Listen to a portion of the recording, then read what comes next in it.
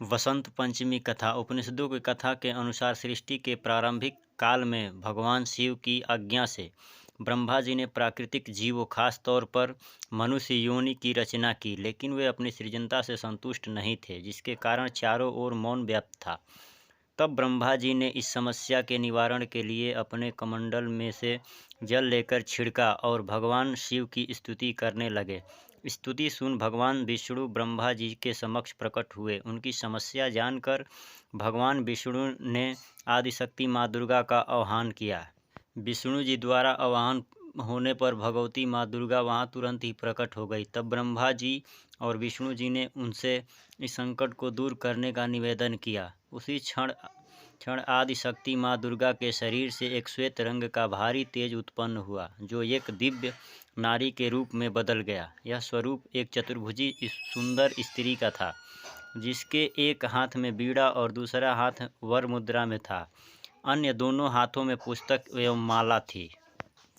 प्रकट होते ही देवी ने वीणा का मधुर नाद किया, जिससे संसार के सभी जीव जंतुओं को वाणी प्राप्त हो गई। जलधरा में कोलाहल व्याप्त हो गया और पवन चलने पर सरसराहट होने लगी। तब सभी देवी देवताओं ने शब्द और रस का संचार कर देने वाली उन देवी को वीणा की अधिष्ठी देवी सरस्वती कहा। तब आदिशक्ति माँ दुर्गा ने ब्रह्मा जी से कहा, यह देवी सरस्वती आपकी अर्धांगिनी बनेगी। जिस प्रकार लक्ष्मी जी श्री विष्णु जी की शक्ति हैं, पार्वती जी श्री शिव जी की शक्ति हैं, उस प्रकार देवी सरस्वती आपकी शक्ति होगी। ऐसा कहकर आदिशक्ति देवी दुर्गा अंतर्ध्यान हो गई और सभी देवी देवता संतुष्ट संचालन में संलग्न हो गए। पुराणों के अनुसार श्री कृष्ण जी ने देवी सरस्वती को वरदान दिया था कि बसंत पंचमी के दिन आपकी आराधना की जाएगी। वरदान के फल स्वरूप बसंत पंचमी के दिन देवी सरस्वती की पूजा होने लगी, जो आज तक जारी है। माघ मास के शुक्ल पक्ष की पंचमी का दिन ऋतुराज वसंत के आगमन का प्रथम दिवस माना जाता है। इस दिन विद्या की देवी माँ सरस्वती का पूजन किया जाता है। बसंत पंचमी का त्यौहार भारत, नेपाल, बांग्लादेश के अलावा कई राष्ट्रों में मनाया जाता है। भगवान श्री कृष्ण इस उत्सव के अधिदेवता हैं, इसलिए ब्रज प्रदेश में आज के दिन राधा और कृष्ण के आनंद विनोद की लीलाएं बड़ी धूमधाम से मनाई जाती है। इस दिन से फाग उड़ना प्रारंभ करते हैं, जिसका क्रम फागुन की पूर्णिमा तक चलता है। बसंत पंचमी के दिन गेहूं और जौ की स्वर्णिका बालियां भगवान को अर्पित की जाती है। इस दिन माँ सरस्वती के पूजन का विशेष महत्व होता है। बसंत पंचमी के दिन किसान लोग नए अन्न में गुड़ और घी मिश्रित करके अग्नि को समर्पित करके भोग लगाते हैं और पितृ तर्पण करते हैं। इस दिन विष्णु भगवान, सरस्वती देवी का भी पूजन किया जाता है। बसंत ऋतु में प्राकृतिक का सौंदर्य निखर उठता है।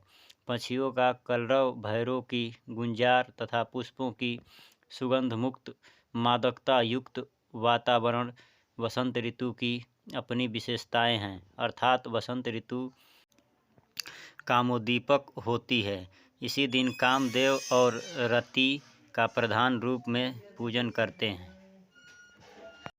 बसंत पंचमी के दिन प्रातः काल स्नान आदि करके पीले वस्त्र धारण करने चाहिए। पूजा के स्थान पर साफ सफाई करके चौका लगाए।